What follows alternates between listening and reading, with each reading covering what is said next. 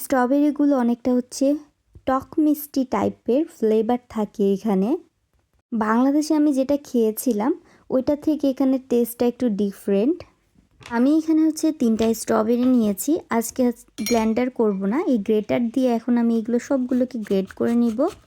আজকে আমি হচ্ছে একটু ভিন্নভাবেই বানাবো, কারণ প্রত্যেক দিন হচ্ছে একভাবে খেতে ইচ্ছে করে না। তো আজকে ইচ্ছে করলো যে এইভাবে করি। আমি প্রায় সময় হচ্ছে এইভাবেই বানিয়ে থাকি, তো আজকে আমি আপনাদের সাথে সেটাই শেয়ার করেছি। এভাবে গ্রেটার দিয়ে কাটার পরে এখানে আমি হচ্ছে 3টা স্ট্রবেরি নিয়েছি, আর এরকম ছোট করে স্লাইস করে নিচে এখানে আবার 2টা স্ট্রবেরিকে কেটে নিয়েছি ছোট ছোট করে সাইজ করে। পেস্টটা অনেকটা এরকম হয়ে গিয়েছে, তো আমি এরকম করেই রাখবো। এটা টেস্টটাও অনেক ভালো আসে, আমার কাছে ভালোই লাগে। পরবর্তীতে আমি হচ্ছে একটা কাচের গ্লাস নিয়েছি। এখন পরিমাণ মতো হচ্ছে আমি দুধ দিয়ে দিব। যতটুকু খাওয়া হবে অতটুকু হচ্ছে বানাবো। মিল্ক দেওয়ার পরে আমি এখন এখানে পরিমাণ মতো চিনি দিব। অনেক সময় হচ্ছে যখন স্ট্রবেরিটা অনেক বেশি কড়া মিষ্টি থাকে তখন হচ্ছে আমি চিনিটা অ্যাভয়েড করি।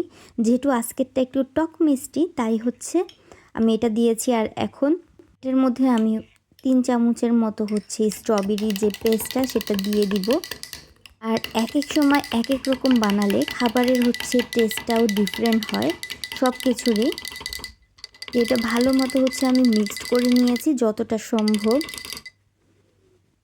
মিক্সড করার পরে আমি এখানে আবার ছোট করে স্লাইস করে যে স্ট্রবেরিগুলো রেখে দিয়েছিলাম, এখন স্ট্রবেরিগুলো আমি এখানে দিয়ে দিব। আর এটার টেস্টটা কিন্তু অনেক ভালোই লাগে আমার কাছে। ডেকোরেশনের জন্য সাইডেও স্ট্রবেরি দিয়েছি। ছোট্ট একটা ব্লগে শেয়ার করেছি। তো সবাই ভালো থাকবেন, আল্লাহ হাফেজ।